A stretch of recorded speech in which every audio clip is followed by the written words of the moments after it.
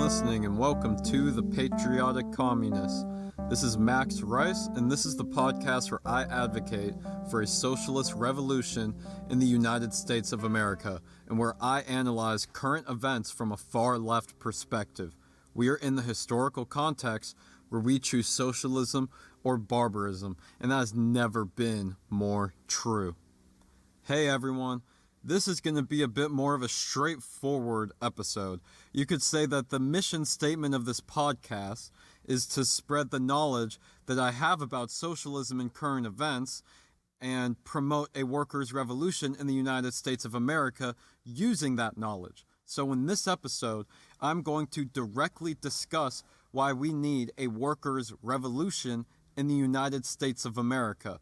And what I mean when I say that we need a revolution is that capitalism is killing humanity and this planet. It is completely unsustainable, and we are doomed if we don't overthrow capitalism. So I believe we need a workers' revolution of the political and economic system that controls our everyday lives. I do not know exactly how this could successfully be done, but I do know capitalism must be overthrown, and in order to do my part, I must share the knowledge that I have, especially when you see how much of an unpopular position it is that I have in the United States. One of the reasons we need a political and economic revolution in this country can be seen from some simple statistics. The wealthiest 1% of families in the United States holds about 40% of all the wealth, and the bottom 90% of families hold less than 1/4 of all of the wealth. And this was of March 2019. These numbers are horrific and so out of whack that they are hard to wrap your head around. These statistics are also going to get worse and faster due to the economic depression we are in and the CARES Act that was passed in the House and the Senate. So this wealth inequality results in us not owning and controlling our own destinies. This is economic violence. People die in this country since they can't afford their meds. It happens all the time. Economic oppression has violent consequences. At least 50,000 people a year in this country die because they can't afford medical treatment or medicine. Another horrific consequence we have seen growing as a result of capitalism is homelessness. Just think about this. All of our neighborhoods are full of corporate property that is controlled and owned by someone who could care less about your community. A good example of this problem was when we saw insane levels of inhumane inefficiency from images in Las Vegas from the beginning of this pandemic, where they were putting homeless people in their own drawn-on rectangles on concrete floors, pretty much like parking lots outside, with no beds or anything. And they did this in an attempt to alleviate the pandemic crisis. But this was at the same time that Las Vegas was filled to the brim with empty hotels towering over these vulnerable homeless people left to live on concrete. These are privately owned hotels, and what that means is that it is up to either a single individual or a handful of individuals to do anything that they want with their massive property full of ready-to-live-in shelter.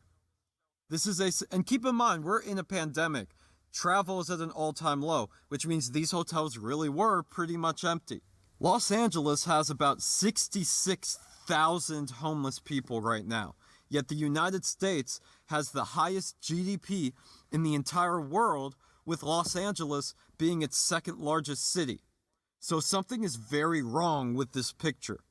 Another reason we need a revolution is because of the military-industrial complex and the violence that United States imperialism causes across the globe. It is not even really up for debate. The biggest threat to global stability in terms of conflict and warfare is the United States. It's not even close, seriously. The United States spends more on national defense than China, India, Russia, Saudi Arabia, France, Germany, the United Kingdom, Japan, South Korea, and Brazil all combined. We have almost 1,000 military bases all over the world. The United States government is an empire that uses extreme levels of violent force in order to serve its own economic interests. We directly hurt the people of Cuba, Iran, North Korea, and Venezuela through simply economic imperialism. Sanctions do not hurt the elite or the oppressors in a serious way, or the powerful. Sanctions always largely hurt the vulnerable, poor people in a society, as well as the common folk. In Yemen, we support a genocide because of economics. In Syria, we have funded terrorists, and we have wreaked havoc on their country because of economics. And now they are trying to rebuild themselves, and we are making it exponentially harder for them to do so through economic sanctions. We invade Iraq and Afghanistan because of economics. We overthrew Gaddafi in Libya because of economics, which caused immeasurable amounts of pain in the country. Same with Iraq and Afghanistan. Immeasurable amounts of pain. We supported a violent coup in Bolivia very recently, which will be at the expense of the Bolivian people.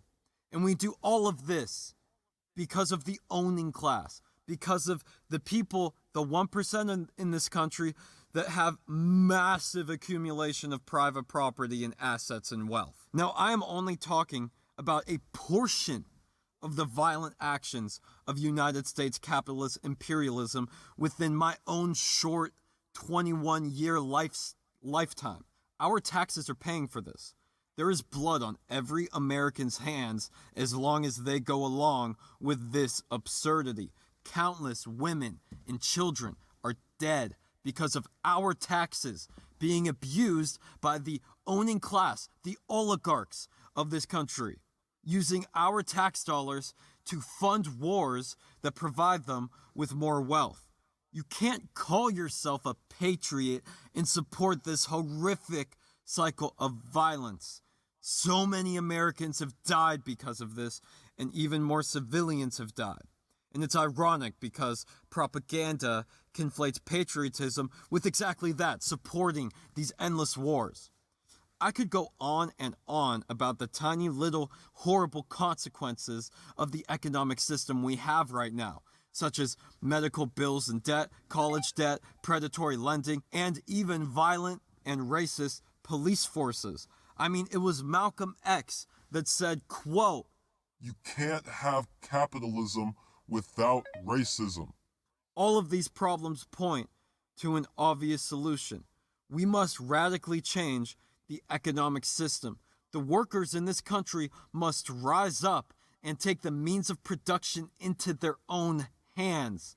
The means of production, as well as essential labor, is the source of all of the power in any society. So the power in society belongs in the people's hands. And our society should prop up the people that are actually important, such as truck drivers, doctors, janitors, grocery store workers, energy workers, firefighters. The list goes on for a very long time. But our society should not be propping up developers or corporate CEOs or corporate owners or stockbrokers or shareholders or investors. None of these people serve any important purpose. Their jobs are all based on private ownership of property, and they are the ones that have all of the power. Well, pretty much a vast majority of the very important people in society, they barely have any power. They only have symbolic bullshit voting power that doesn't even make sense because we only have two choices between two corporately run parties. It's a facade. It's an illusion. I'm going to make more episodes like this that are centered directly around the mission statement of this show, but this is all I got for you guys this week. I'm now only going to be releasing episodes every other week, unfortunately. They're going to be longer than this one. This was a short one, but I'm only going to release them every other week because I'm becoming busier in my life, in my career, and all of that. This is a hobby of mine. I don't make any money from this. Eventually, I'll set up a Patreon, but honestly, I do this because I feel like I have an obligation to and because I enjoy doing it. But anyways, yeah, it's going to only be released every other week now. So I'm actually going to see you guys not next week, but the week after. And as always, stay safe and stay vigilant. Thanks so much for listening to this episode of The Patriotic Communist. All of the music you heard in this podcast was produced and performed by me, Max Rice, and if you would like to check it out, just search Max Rice on any streaming platform. That's MAXRICE. Yes, like the food rice. This is Max Rice signing off. We're all distracted by media. The misdirection of attention benefits big powers I mentioned. Y'all try to lessen the questions and attentions. Money equals power. We gotta kill this connection. These force-fed concepts make no sense. How y'all hating immigrants and we controlled by the 1%.